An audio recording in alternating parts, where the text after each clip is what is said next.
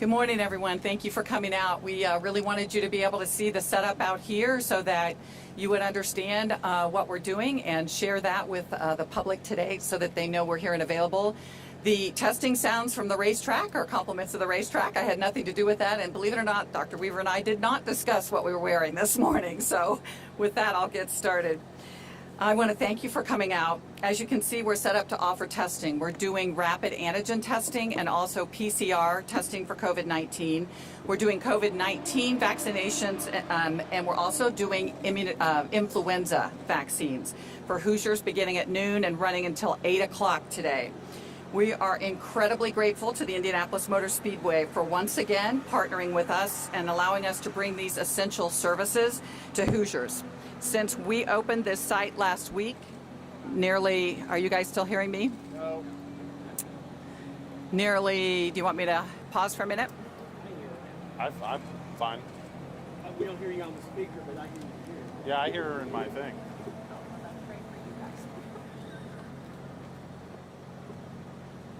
All right, give me. Testing. I can be loud if that's better. Oh, there, it came back, you guys. Okay.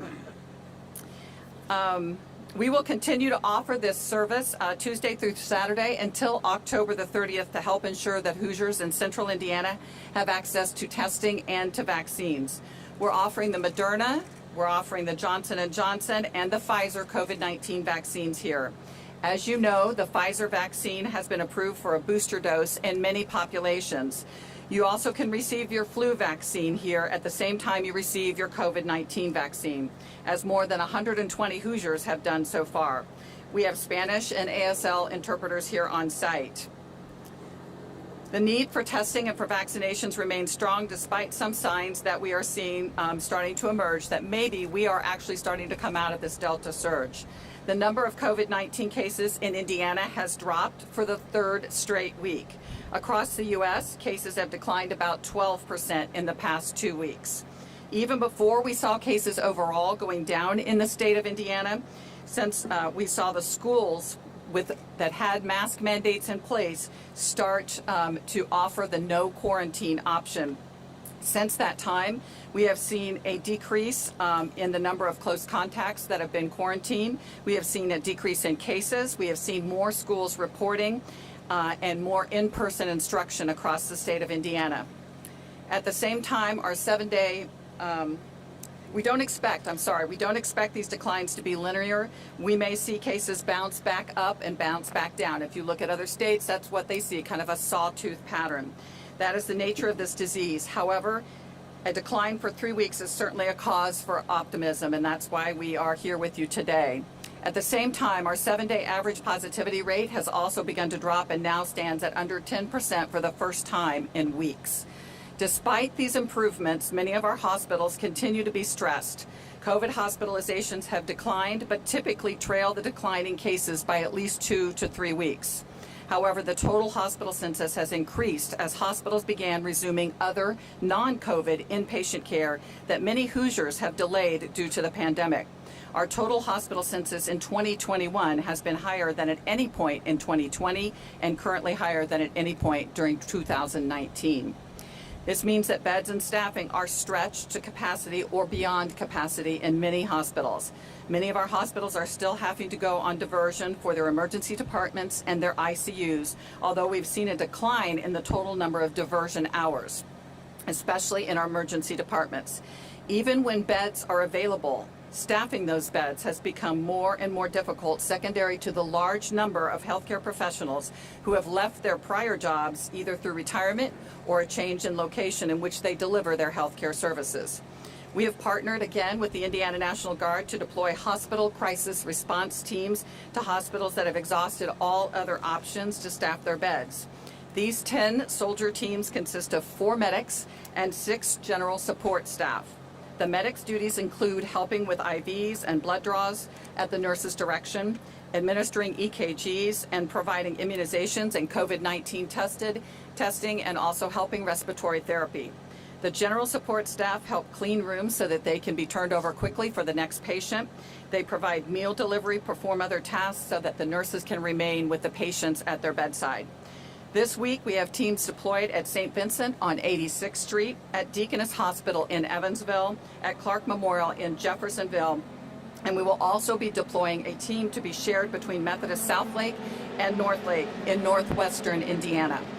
I want to emphasize that more than 95% of the patients being admitted to the hospital with COVID are not vaccinated. Our ICU admissions also remain concentrated in those who are unvaccinated.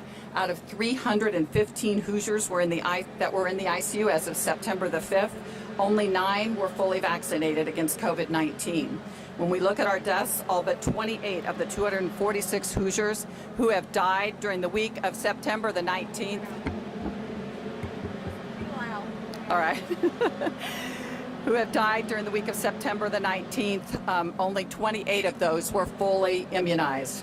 We continue to see vulnerable populations not getting vaccinated. I'm especially concerned about our pregnant individuals across the state. Data now clearly shows that COVID-19 is associated with more severe disease in people who are pregnant than those women who are age-matched and not pregnant. COVID-19 also increases the risk for poor pregnancy outcomes like stillbirth and preterm birth. Pregnant patients with COVID-19 have a rate of ICU admissions that is more than twice as high as the rate for women that are not pregnant. They are also nearly 3 times as likely to need to be placed on a ventilator and have slightly increased risk of dying from COVID-19. The COVID-19 vaccine is safe to get if you are pregnant. Please do not put yourself or your baby at unnecessary risk. Our goal would be for all women of childbearing age to get this vaccine before they become pregnant so they are protected from COVID when they become pregnant.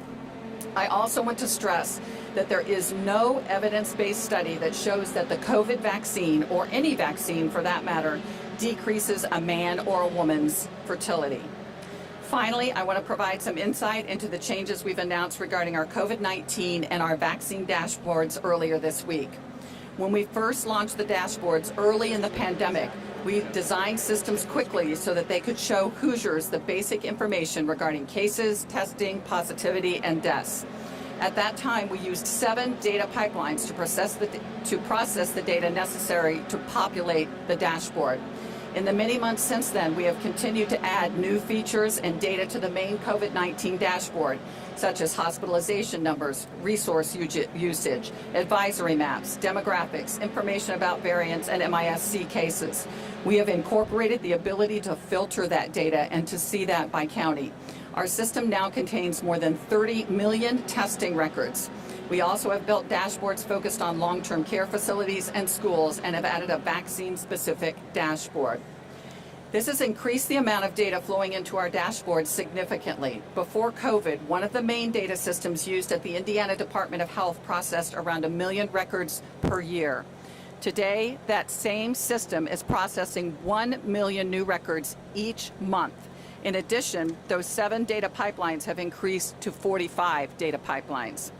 All of this illustrates the incredible strain being placed on our data systems, some of which are not designed to handle this volume of information at this pace.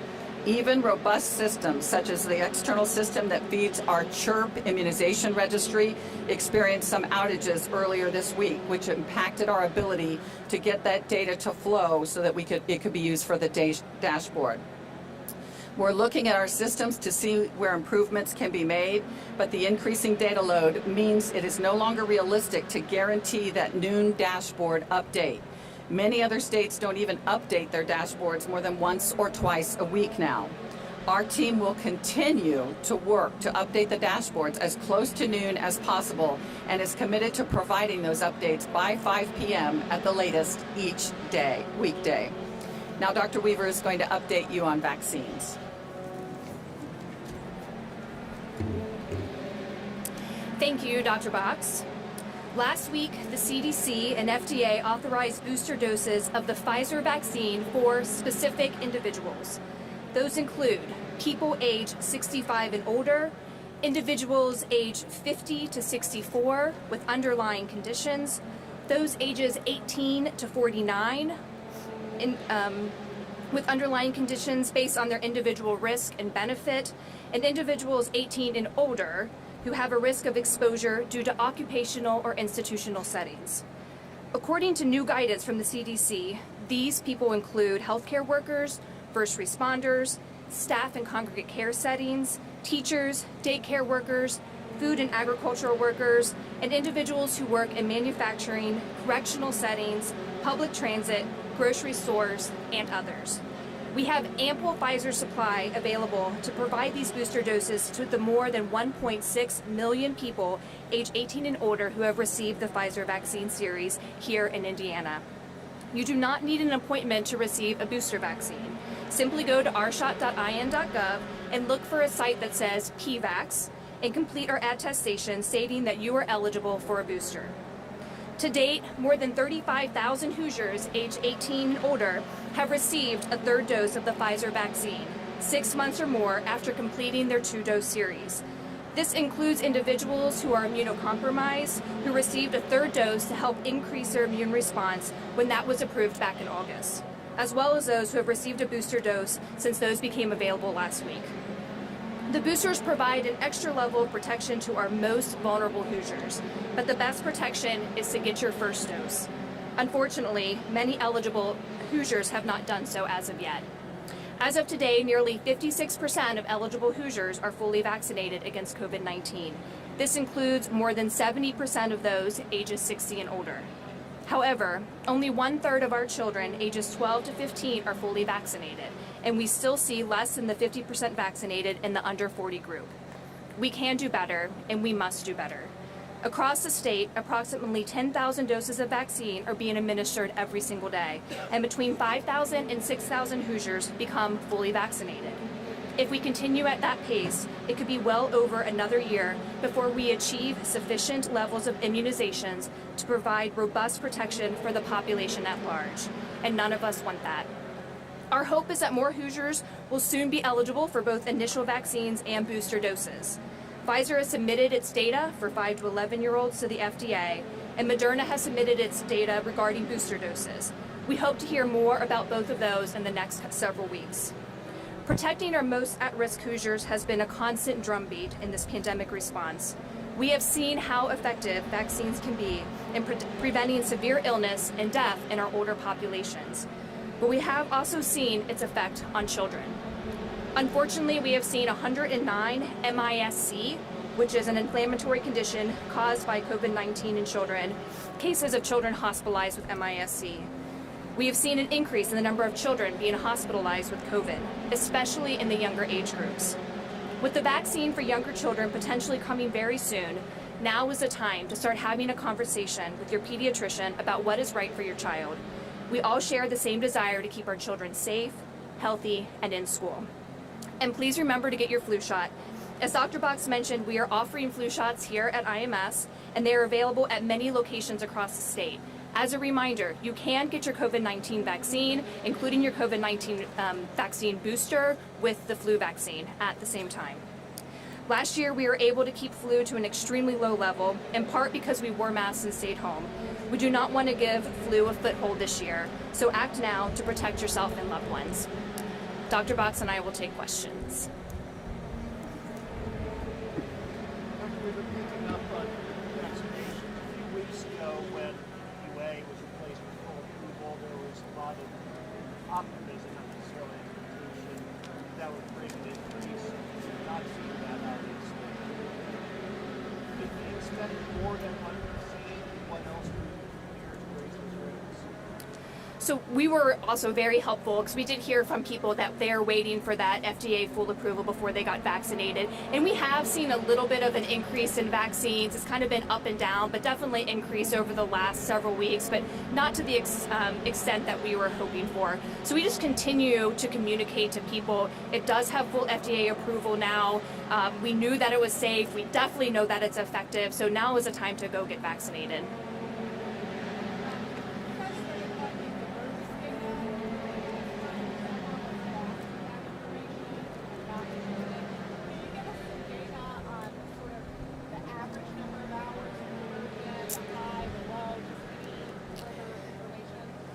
Do you know the average number of hours?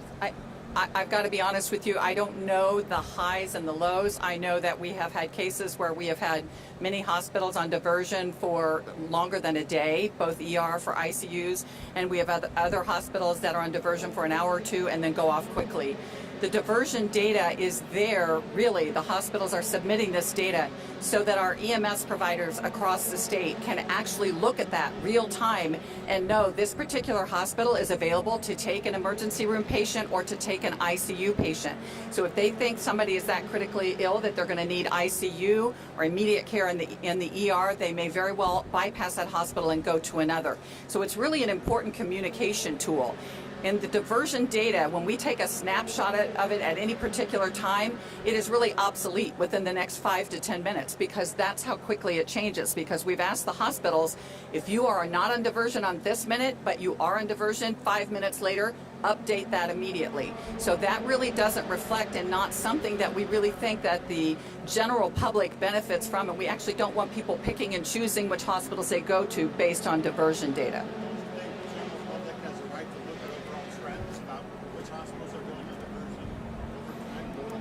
And we are looking at what data that we could maybe consolidate to give you guys in a 24-hour basis and answering all of the app requests just as they come in as quickly as possible.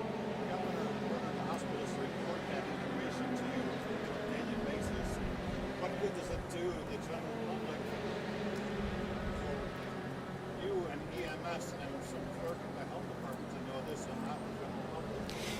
So I guess what I'd say is, diversion data has been out there for many years through things like MESH in central Indiana, and that is not, and that has never been a generalized public thing that the public acted on. This is something that EMS and our hospitals that work together regionally have used to be able to determine when a hospital is able to take another admission.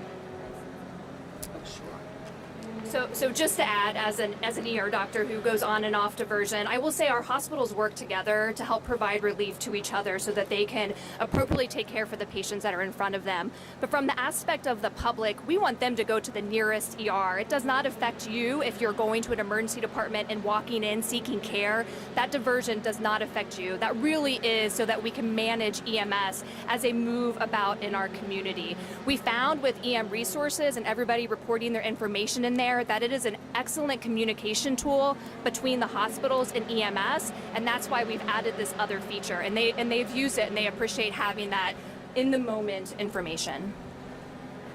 A few weeks ago, you said that you sort of sent out surveys to schools asking them about what testing resources they wanted and so that they could do. And you said it was something like 10% who were taking you up on that offer. Have we seen an increase in schools testing, or are they still reluctant or even unwilling to do it? So we are still working very closely with our schools on that. We have seen an increase in number of schools that are reporting to us on a daily basis, not only whether they are fully masked, but also whether they have cases and the number of quarantined individuals. I think we're down to around 400 some schools that are not reporting. We are working right now with a grant that we may be able to offer the schools to actually hire in the county additional people to help the schools with all of this because they're overwhelmed getting back to school. Remember, they still have to do visual screening, they have to do hearing screenings, they have to report on these cases, they have to report on the close contacts, they need to talk to the families and educate them about this. So they're a little overwhelmed, and we're doing the very best we can to try to partner with them and help with that. I wouldn't say that that's a valid number right now. I will have to get that information to you, but we can work on whether that number's changed and let you know. You mentioned about cases dropping lately. Is that perhaps with all Census security? We're far ahead where we were a year ago before the big winter surge. Is that something you're anticipating to see again as we go into another winter virus season? So I would say the virus is not done with us yet. Do I expect the caseloads to get as high and as bad as they have been in the past? God willing, no, that won't be the case. But what I will say is we will see times where this will elevate and go back down. It'll be kind of that waveform that other states have seen. And so it is not the time to drop our guard, to stop the mitigation measures that we know are working, like masking in schools and other places. There's a recent MMR information piece that came out in September, and it showed very clearly that counties where the kids went back to school with masks in place had a much lower community rate of spread of COVID-19 as opposed to those counties where they did not. We also, I think this underscores the importance of getting vaccinated, and it is important for the boosters, but more importantly, we need people that have not been vaccinated at all to go and get that initial dose, because that is how we are going to change in the long run what this looks like for next winter and for the spring. Can you talk about where you decide to put these mass testing vaccination clinics? Because we hear from people a lot that they can't get a test and it takes them 6 days to get their results back and they need to know immediately. So how do you decide where those go, and do you have plans to put more in other parts of the state? So we're upwards of anywhere from to 50 different locations across the state every given week. And our epidemiologists look, where do we see an increase in cases, especially looking at school-aged cases? Where do we have low vaccine uptake? We look to see what testing sites are available in the community, what vaccine sites are available in the community. And of course, we are open to outreach from counties or even community members. Hey, we really need a vaccine site, or we would like for you to come here and do testing. We've also partnered with Gravity to start offering testing sites that are more permanent all across the state, and that number continues to grow with each week. Seven.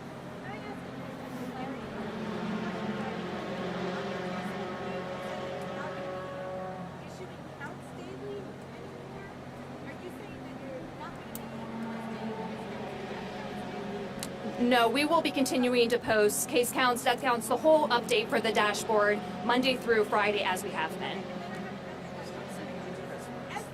Throughout the Delta surge, there hasn't been a press conference. This is the first press conference as numbers are starting to come down. How did you guys decide when it's time for an update and when to reach out to people? You know, I know a lot of hospitals are saying that something was done 2 weeks ago and nothing has been done. This is the first time as numbers are looking better. So how do you make a decision on when it's time to reach out? Well, contrary to popular belief, we didn't make the decision based just on the fact that the numbers are getting better. We saw several things that had changed. For instance, we're putting the crisis response teams into the hospitals to assist with the hospitals, which has been a very, very big help.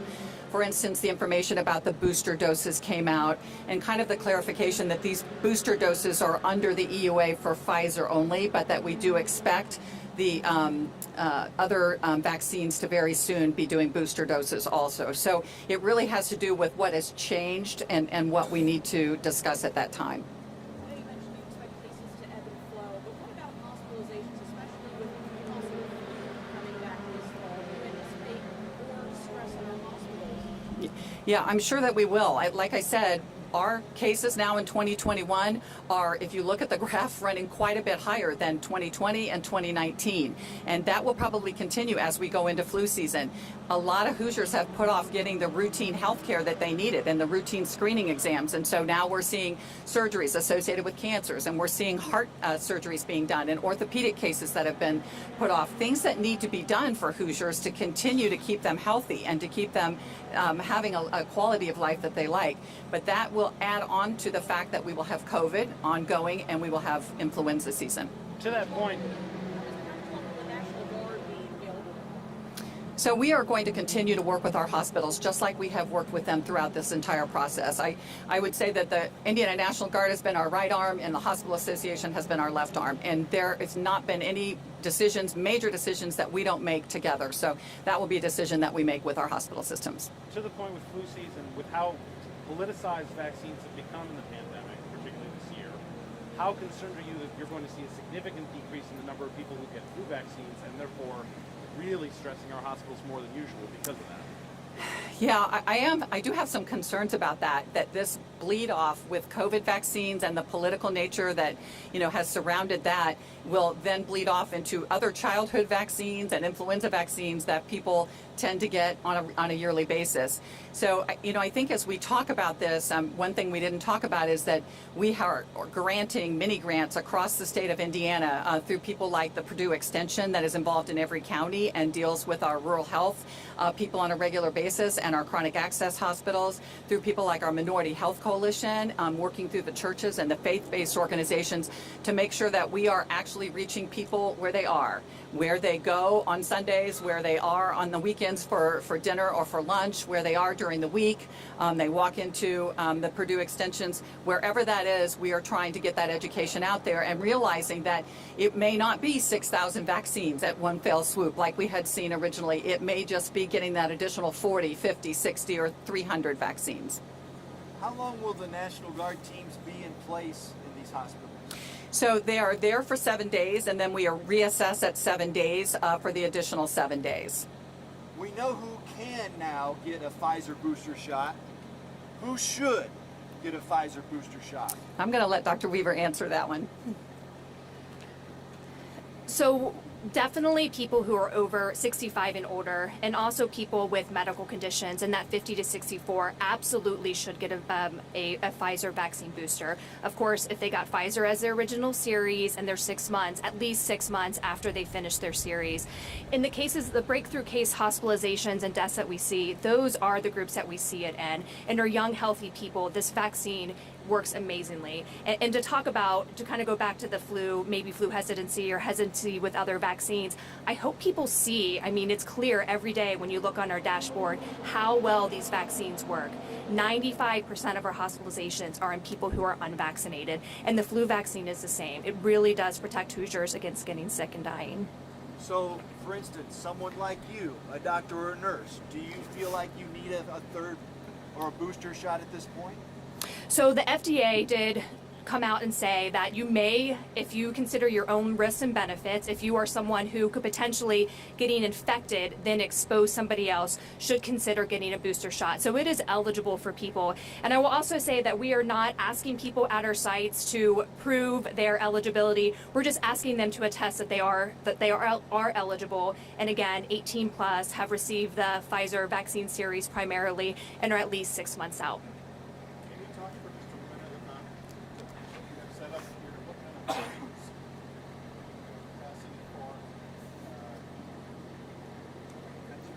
just all for the So here at this site, and in most of our mobile sites and strike sites across the entire state, we offer the Pfizer vaccine, we offer the Johnson & Johnson vaccine, we are offering flu shots here as well, and we're also doing rapid antigen testing and PCR testing. So there is a lot going on here, pretty much everything COVID related, and of course get your flu vaccine as well. We have the ability to expand and contract as we need to, honestly. If we have thousands of people show up here today, just like we did when we started out in the track back in the spring, we'll be able to handle that volume. Just yesterday, we did over 300 booster vaccines at this site. So how long has it been here? Yeah, since last week, and we're going to be here through the end of October.